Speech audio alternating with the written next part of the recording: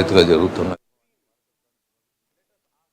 విశాఖపట్నంలో వేంచేసి ఉన్న శ్రీ కనక మహాలక్ష్మి అమ్మవారిని హోంమంత్రి వంగలపూడి అనిత దర్శించుకుని ప్రత్యేక పూజలు నిర్వహించారు.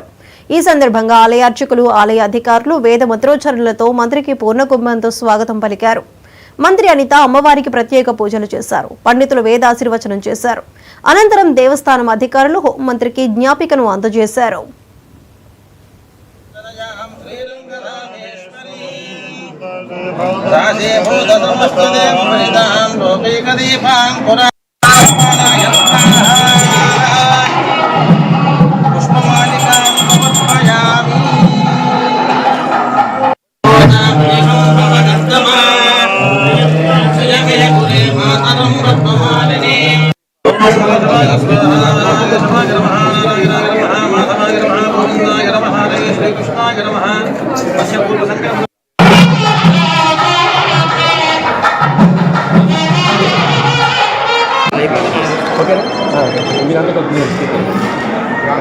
ఓకేనా?